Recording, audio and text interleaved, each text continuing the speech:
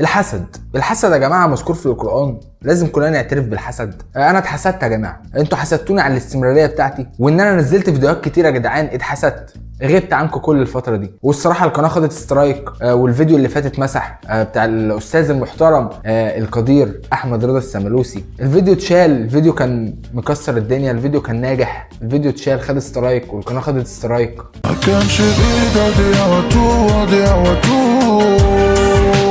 ممكن تعملوا لايك للفيديو ده عشان نوصل الفيديو دوت ل 230 الف لايك، لان القناه دلوقتي مجروحه يعتبر. بس انا قاومت كل دوت وقلت ان انا لازم ارجع عشان في ناس مستنياني، عشان في ناس بتحبني، في ناس بتطالب ان انا اعمل فيديوهات، عشان في اقساط.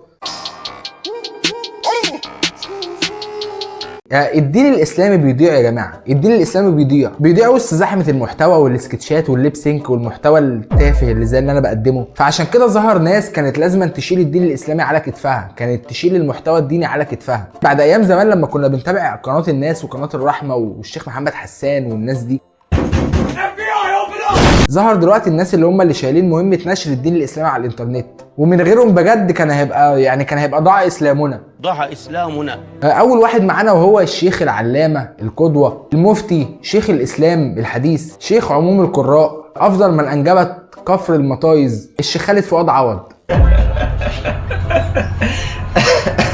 وانا بعمل الفيديو دلوقتي لقيت ان الشيخ خالد فؤاد عوضني واعلن خبر وفاته بنفسه، ودي قوه خارقه مش عند اي حد غير اتنين بس اللي عملوها في مصر، خالد فؤاد عوض ومؤمن الديب. الاتنين هم اعلنوا خبر وفاتهم بنفسهم. وعزة وجلالة الله اشوف ذكر يتكلم ارحمه. دي اعتقد قدره مش بنشوفها كتير عند حد. الشاب ده توفى من شويه على جبل عرفات وهو بيقدم مناسك الحج، ربنا يرحمه ويسامحه. خالد فؤاد عوض هو اللي منزلها.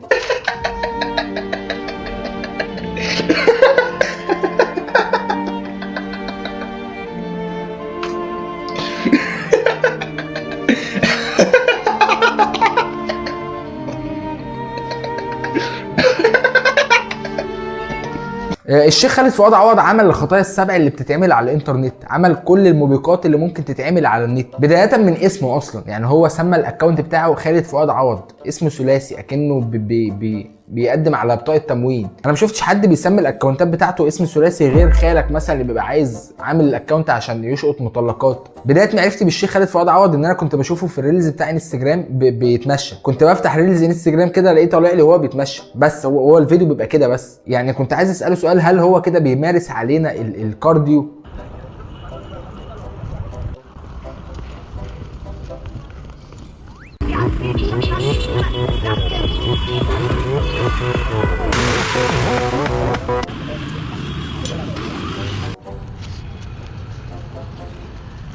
وبيمسك طرف الجلابيه كده دايما، الماسكه بتاعت اللي هو المطهر، فمش عايز الجلابيه تلزق، عشان انت فاهم يا جماعه. بس رغم كل دوت يا جماعه انا بحب الشيخ خالد فؤاد عوض جدا.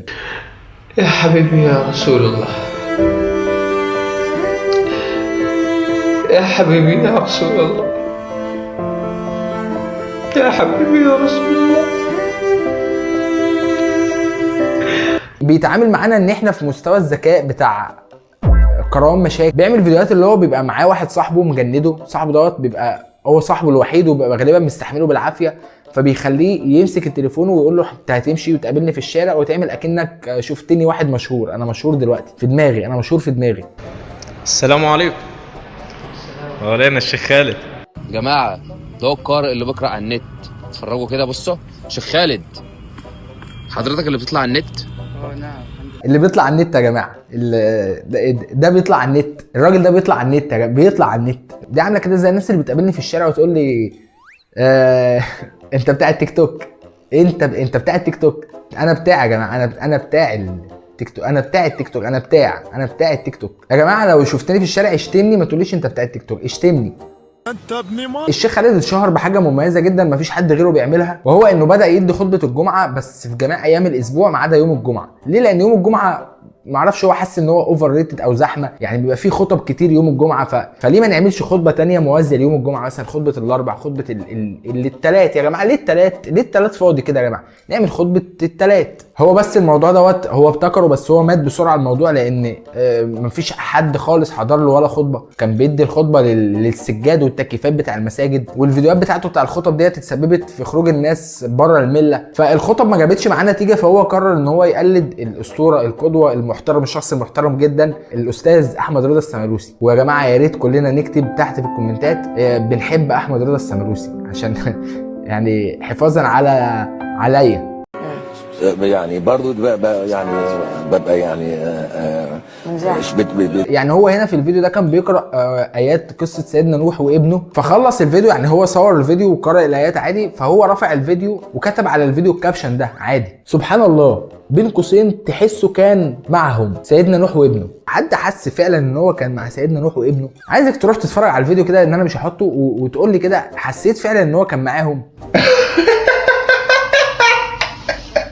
كمان بقى بينزل يقرأ في المترو زي احمد رضا السملوسي كده بالظبط، وغيره ناس كتير، عشان بس ياخد اتنشن، او حد حتى يكون معدي كده يقوم حاطط له 10 جنيه في جيبه. لف على جميع محطات المترو، الخط الاول، الخط الثاني، ما نزلش الخط الثالث لان الخط الثالث مش معاه ثمن التذكره بتاعته. ان حد حتى يا جدعان يشتمه او يديله كف وهو بيقرا، ان حد حتى يعبره، حد يتصور معاه، حد يصوره، حد يمنشن لصفحه وزاره الداخليه، مفيش، مهمش يعني، وكانه لا احد. No, I don't take shit. I got no love for the fakeness. If you wanna play tough and wanna hate this, I'll always show up. I don't ever slow up. No, I don't take shit. I got no. قرأت قرآن في المترو، ده اللي يحصل لما قرأت القرآن في المترو. سواق المترو وقف المترو مخصوص عشان يسمع القرآن. لا تهرب قبل ان تصلي على النبي، ما تهربش، اوعى تهرب قبل ما تصلي على النبي، صلي على النبي واهرب، وانت كمان صلي على النبي واهربي، سيبي بيت ابوكي واجري. انا شفت الكابشن ده فين قبل كده، الكابشن بتاع المترو ده. لا يا جماعه، لا يا جماعه، مش عند احمد رضا السملوسي. احمد رضا السملوسي فعلا كان سواق المترو، وفعلا وقف القطر ونزل يسمعه، لكن الشيخ خالد فؤاد عوض كذاب. الشيخ خالد فؤاد عوض كذاب يا جماعه. هو سواق المترو لما عرف ان خالد فؤاد عوض في المترو، وقف فعلا المترو ونزل كله علقه بنت حرام ومشاه. الناس دي يا جماعه كل ما بييجوا يقراوا قرآن في المترو، سواق المترو بيوقف المترو عشان ينزل يسمعه. ما هي دي ده مش شغل، ده مش شغل الناس بروفيشنال يا جدعان. نمنع دخول الناس دي المترو، لا اما نسيبهم عادي يقراوا، بس السواق ما يوقفش يا جماعه. يا جماعه السواق مش لازم يوقف المترو عشان ينزل يسمعهم. اللي في المترو كلهم وقفوا يسمعوا القرآن وما نزلوش، مش عشان يعني الناس ديت مش لاقيه مكان تقعد، لا، الناس دي واقفه احتراما لصوتي. لو الفيديو ده ما جابش ريتش، احنا بناخد نفس الفيديو ننزله بس بكابشن بقى ايه اشد، عشان الناس بقى تتغاظ. تحسهم مستغربين لانهم متعودين نسمع الاغاني، اتعودنا نسمع الاغاني، فقررت اقرا قرآن في المترو. بحس ان خالد فؤاد عوض يا جماعه مش عايش معانا، يعني انا بحسه بينزل الحته اللي هو يصور فيها الفيديو، بيصور الفيديو ده دقيقه وبعدين بيختفي. يعني مش بتخيل ان خالد فؤاد عوض ده مثلا عنده امساك وقاعد على قاعده بيعمل حمام، يعني مش بتخيله في اي حاجه. معرفش انا ليه اصلا ان انا اقعد اتخيل خالد فؤاد عوض بيعمل حمام. الموضوع فكر فيه كده هتحس ان هو مش بجد، هتحس ان هو مش زينا. يعني انا اوقات كتير قوي بحس ان خالد فؤاد عوض ده عايش في القلوط. حمله الغاء الاغاني وانتشار القرآن، اصبحنا في زمن لا نسمع الا الاغاني. بيقول لي بعد اذنك سمعنا اغنيه. طبعا الشخص اللي بيقول له سمعنا اغنيه ده هو في دماغه في شيطان جه في دماغه قال له سمعني اغنيه دلوقتي يا خالد، لان انا لسه سايب الشيطان يا حبيبتي، سمعني اغنيه دلوقتي. غالبا هو نشر بقى القرآن بما يكفي، خلاص ال 8 مليار وربع بقوا بيسمعوا قرآن، فهو قرر ان خلاص بقى يا جماعه انا هرجعكم تاني تسمعوا اغاني. ما هو مش بمزاجكم. ألف أرنب طيرين يلعب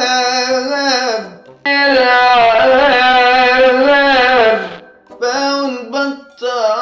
للاسف تقليد السمالوسي ورمضان الطوخي ما جابش معاه سكه، فبقى يطلع لايف يصلي قدامنا، لعل وعسى مثلا حد بيتفرج عليه ما بيعرفش يصلي فيتعلم منه الصلاه. بقى بينزل فيديوهات مثلا يمدح في نفسه، افضل صوت على مستوى العالم. دي مش ادمن اللي كاتبها، ده هو رافع الفيديو بتاعه وكتب على الكابشن على الفيديو افضل صوت على مستوى العالم. برضو محدش عبره، لدرجه ان هو جرب يمثل ايات القرآن، يعني بقى بيقرأ آية قرآن ويمثل الآية اللي هو بيقولها، بيعمل مشهد بالايات اللي هو بيقولها. فبقى مثلا بينزل اي شارع يشوف تمثال او اسد معمول من عجوه، مثلا التمثال مثلا طلعت حرب في التحرير، فينزل عند تمثال طلعت حرب يقرأ له ايات ان دوت كده ده تمثال الناس عاملاه اله. لا يا اسطى بس يعني طلعت حرب ده معانا، مش من قريش، معانا ده.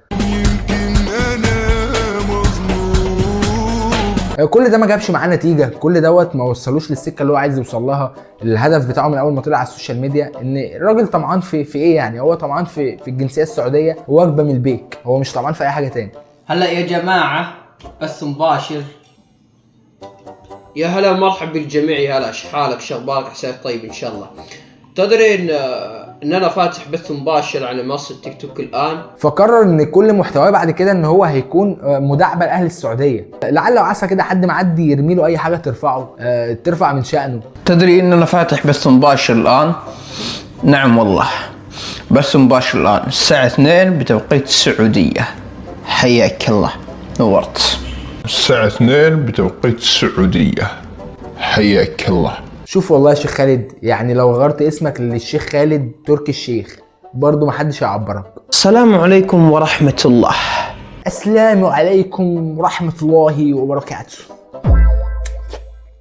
وتاكل شفايفك بعد ما تقولها، تقعد تاكل في شفايفك كده. شوف والله يا شيخ خالد، مهما تعوج بقك زي مسلم بتاع المهرجانات برضه محدش هيعبرك، مش هتاخد قطعة ارض في الرياض. ليش يا معلم؟ بس عادي بقى، كله بالحب. دلوقتي يا جماعة أنا الشيخ خالد فؤاد عوض. السلام عليكم ورحمة الله وبركاته. أنا فاتح بث مباشر الآن لأهل السعودية فقط. هنتكلم في اللايف عن أهل السعودية والبترول وأهمية وجودي في السعودية وأهمية الريال السعودي وأهمية الصدقة وأنا الصراحة تجوز علي الصدقة. وسألت شيخي ومعلمي الشيخ خالد فؤاد عوض اللي هو أنا، سألت نفسي كتير، هل الأسد في التيك توك يعتبر صدقة تجوز علي؟ والإجابة كانت نعم، تجوز ما دام من أهل السعودية.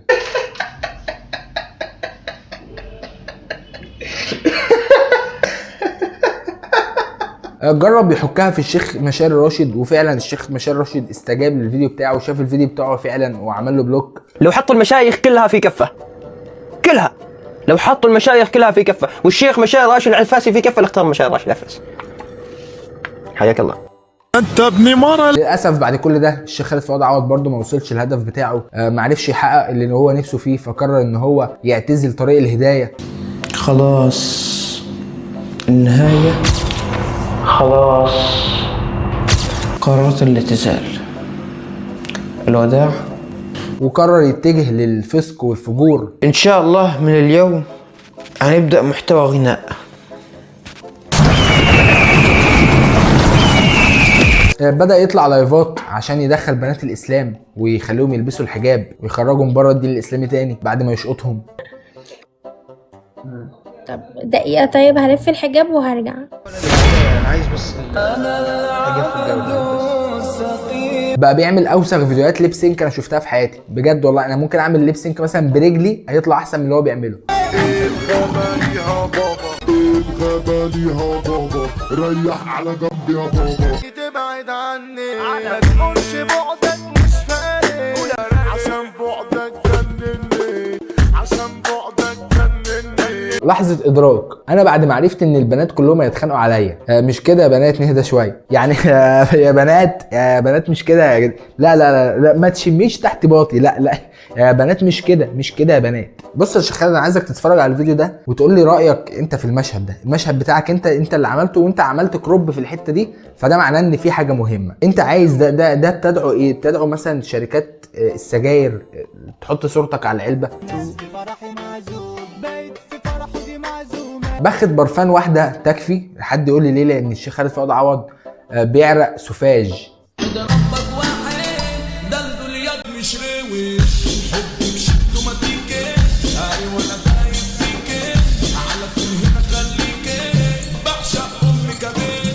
نص الشارع تتكيس مكدبني قبل جرب بشوقك وشوقك بلاش اللي واخده يسوقك.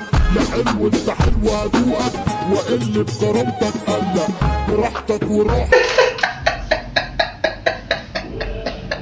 خلاص يا جدعان، الشيخ خالد بتاع زمان انسوه. الشيخ خالد خلاص فجر. الشيخ خالد بقى بيكلم بنات. لا يلا اقفل انت الاول. لا اقفل انت الاول. استقفل انت بقى. خلاص يلا من 1 ل3. 1. بقى بيغتسل من الجنابه قدامنا.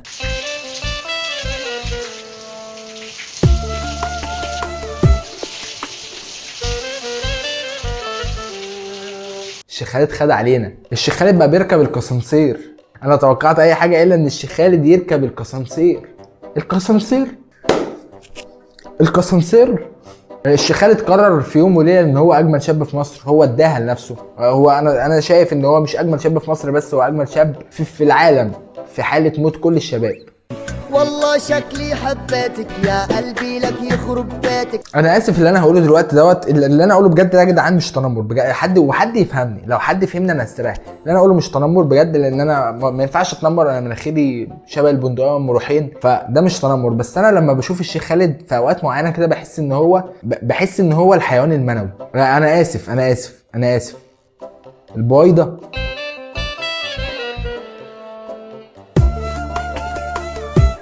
معانا بعد كده الراجل اللي مهمته في الحياه، اللي هو الراجل اللي جه الدنيا عشان يقرا قران للناس اللي عندها على انستجرام فوق 1.5 مليون فولورز مثلا. الراجل مازن شنن. شباب عارفين مين ده؟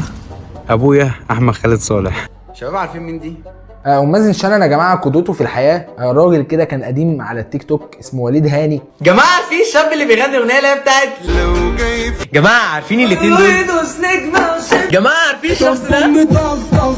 الراجل المحترم اللي اسمه وليد هاني دوت هو اللي ابتدع البدعه بتاعت ان هو يجيب رقم حد مشهور ويرن عليه يقرا له قران. المفروض بكل بساطه ان انا بطريقه خاصه قدرت ان انا اجيب رقم عصام صاصا، والنهارده هنجرب نحرن عليه ونقرا قران ونشوف رد فعله. طبعا يا جماعه كلنا عارفين الناس اللي بتمثل واللي بتغني واللي بتطلع على التلفزيون والحاجات ديت يعني مش بيسمعوا قران، بيسمعوا قران مثلا في يوم وفاتهم، مثلا بيسمعوا قران في عيد الاضحى بس. فالراجل وليد هاني بقى يا جماعه ده كان واخد الموضوع مهمه ان هو ان هيسمع الناس دي قران بقى، يمكن الناس دي تخش الاسلام مثلا من جديد. جماعه فاكرين البنت دي؟ جماعه عارفين الشخص ده؟ يا جماعه حد فاكر جويريه دي؟ جويريه يا جدعان بتاعت ذا فويس. لو ما حدش فاكرها اسمع الاغنيه بتاعتها ديت وبعد كده تعالى كده عشان نسمع قران. تعالى جماعه فاكرين البنت دي؟ اسمع بس الاغنيه بتاعتها ديت وبعد كده هنسمع قران كلنا. جماعه عارفين الفنان ده؟ انتوا طايروا معايا كده ليه؟ وليد يا جماعه عارفين الفنان ده؟ مش عارف كل الناس عارفاه ولا لا. الفنان ده يا جماعه اللي هو كان اللي عارف اسمه يا جماعه يكتب اسمه في الكومنتات 3 مرات يا جماعه. المهم لقيت حد كاتب له عايزين تامر حسني في الفيديو بتاع اكرم حسني ده. حد بقى كاتب له ما ترن على تامر حسني يا عم. وبعدين ده اسمه تامر حسني، ما اعتقدش ان هو مسلم. تامر مسلم حسني. فما ترن كده على تامر حسني يسمعوا قران نشوف مثلا هيشتمك ولا يعمل ايه. وبعدين احنا عايزين نشوف رد فعل تامر حسني لما يسمع قران، ما هيتحرق مثلا. المهم ده كان رده يعني ان هو قال لهم لو الكومنت وصل 10K تمام هرن على تامر حسني، هتصرف يعني ورن اجي على نفسي يعني ورن على تامر حسني اسمعه قران. 10K يا جماعه. يا ده تامر حسني برضه ليه ما بيرنش عليا مثلا؟ يعني ليه ما بيجيبش رقم ويرن عليا وانا هسمع قران يا اسطى عادي؟ ليه ما بيرنش عليك انت؟ يعني ليه ما بيجيبش رقمك انت اللي بتتفرج على الفيديو ويرن عليك؟ هو انت ملحد؟ ما يرن عليك ويسمعك قران. انت ابن مرة. وبعدين يا جماعه 10 كده تامر حسني. هو عمرو دياب. لو عمرو دياب بقى يا جماعه 25K، لو ويجز 32K، جورج وسوف 200K، لان الراجل دوت ما بيسمعش قران. نرن على جورج وسوف نسمعه قران. سبت الناس كلها يا جانو علشان استعمل جلو. المهم بقى مازن شنن كان قاعد في يوم من الايام بيتفرج على الراجل دوت فعجبه الموضوع بقى. قال لك بقى انا ده المحتوى اللي انا عايز اقدمه، هو ده المحتوى بقى. ده المحتوى ناخد عليه حسنات. ندخل ناس الاسلام ونطلع جزء عن المله والريتش يعلى ويتم ايداع $2000 في حساب البنكي. ده المحتوى ده. شباب عارفين مين ده؟ الفنان احمد رزق. انت باين عليك جاهل يا اسطى. ده سحس مكارم يا اسطى. انت احمد رزق الناس اتجننت. سحس الرايق اللي بيجيبهم في دقايق. سحس الغالي اللي بيجيبهم بالقالي. رن بقى على احمد رزق وقال له انا هسمعك القران. فاحمد رزق قال له شباب عارفين مين ده؟ وسمعت صوتي في القرآن، ورد فعله حرفيا انا كنت طاير من الفرحة. المهم في طرق. الناس دي بحس ان هم بيرخصوا القران، وكمان بيحطوا الصلاه على النبي في الفيديوهات بطريقه مبتذله جدا. لازم تكمل الفيديو، ما تنساش تصلي على النبي في الكومنتات وتعمل اكسبلور مره واحده للفيديو ده. ما تنساش تصلي على النبي في الكومنتات وتعمل اكسبلور مره واحده للفيديو ده عشان يوصل للناس كلها. المهم ما تنساش تصلي على النبي في الكومنتات وتعمل اكسبلور مره واحده للفيديو ده. وبيربطوها انك تصلي على النبي وتعمل مثلا حركه الاكسبلور او تعمل لايك للفيديو او تكتب كومنت، فبيطلب منك مثلا انك تكتب 3 مرات صلي على النبي في الكومنتات عندي 3 مرات، صلي على النبي عندي في الكومنتات، ما تصليش على النبي في سرك مثلا، وبعدين تعمل حركه الاكسبلور. بقى بيحسسوني ان حركه الاكسبلور ديت من الاذكار، يعني تصلي على النبي وحركه الاكسبلور بقى يا جماعه. الراجل ده رن مره على احمد زاهر، فاحمد زاهر قفل السكه في وشه، يعني قال له هسمعك القران وبدا يقرا، يعني رن على الفنان قال له السلام عليكم احمد زاهر، قال له مين معايا، قام قارئ له مثلا سوره الضحى على طول، فالفنان قفل في وشه. غالبا الفنان احمد زاهر كان في الحمام يعني، فقال الموضوع حرام يا جماعه، يعني انا في الحمام يا حبيبي، يا حبيبي انا في الحمام دلوقتي، مثلا رنيت عليك وانا قاعد في البانيو ومولت مثلا، فهتسمعني القران ليه دلوقتي؟ وانا موتي وسمي اللي يستغفلني. معلش امسحيها فيا. الموضوع ده زعل مازن شنن جدا وحسسه ان الدنيا هو بجد لسه في ناس كده يا جماعه، الدنيا يا جماعه احنا نموت كلنا احسن يا جماعه. احنا هو دي نهايه العالم دي ولا ايه يا جدعان؟ ما نموت كلنا احسن بقى. احنا ما بنحبش الخير لبعض ليه؟ وما بنحبش القران ليه؟ ليه يا جدعان ليه؟ ضاع اسلامنا بجد. المهم ان احمد زاهر ما جاش معاه سكه، خلاص هو احمد زاهر قفل السكه في وشه، فمازن قرر ان هو ايه بقى؟ يرن على بنت احمد زاهر بقى. شباب عارفين مين دي؟ ملك احمد زاهر. رنيت عليها وقرات لها قران ورد فعلها غير متوقع تماما. احنا نرن على بنت احمد زاهر بقى، نعرفها ان ابوها غلطان، اعرفها الغلط بتاع ابوها. الو بنت احمد زاهر اللي انا ناسي اسمها دلوقتي، ناسي اسمها بجد. ايه ابوكي مش راجل جدع، خلي بالك، انت وافقتي انك تسمعي قران، ابوكي ما سمعش، هو انتوا ما تطمنوا عليه، هو خرج من دينه ولا ايه؟ لا على العموم انا متضايق جدا. معاكي رقم ليلى؟ طب ابعتيه لي كده على الخاص عشان حاسس ان هي مقصره برده في موضوع القران ده. لا ابعتي لي رقم ليلى كده، انا عايز ارن عليها. الو ايه يا ليلى عامله ايه يا حبيبتي؟ معاكي رقم هشام جمال؟ لا ده عايزه في شغل عادي، مصلحه مصلحه. يا جماعه عارفين مين ده يا جماعه؟ تامر هجرس. دلوقتي هرن عليه واقفل السكه في وشه واشوف رد فعله. الو عم تامر الجيار؟ انطر قبلكاش ورحمه الضعف. شباب عارفين مين دي؟ استاذه مي كساب. رنيت عليها وقرات لها قران. شباب عارفين مين دي؟ عارفين مين دي يا جدعان؟ يا جدعان دي مي كساب يا جدعان، مرات اوكا بتاع المهرجانات، ومي كساب بتغني. مي كساب اللي كانت رايحه تبوس على ايد كارم فتح الله ورايحه تخون جعفر العمدة. الموضوع اتطور جامد بقى مع الفانز بتوع مازن شنن، اتطور معاهم على الاخر، وصلوا لمرحله صعبه جدا ان هم بقوا عايزينه يرن على الناس، يعني على ناس بقوا عايزينه يرن على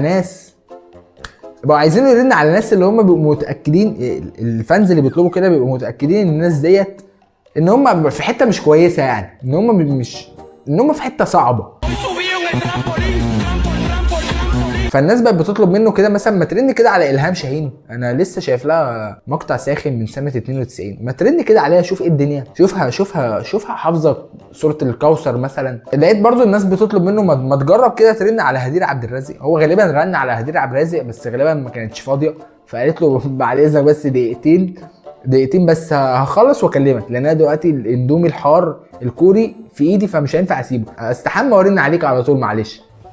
جالي ايرور. اما تجرب ترن كده على سيدني سويني. بس كده يا جدعان، ده كان فيديو النهارده، اتمنى يكون عجبكم، ولو عجبكم فعلا يا جدعان اعملوا لايك، يعني عشان يا جدعان يعني استغفر الله العظيم يا رب، اعملوا لايك يا جدعان، و3 حركه اكسبلور تحت الفيديو، واشتمني 3 مرات في الكومنتات لو ما عملتش فيديو جديد، تعالى اشتمني هنا على الفيديو ده. بس كده يا جدعان، انا هشام سكر والفيديو ده وحش، وسلام عليكم. السلام عليكم ورحمة الله وبركاته.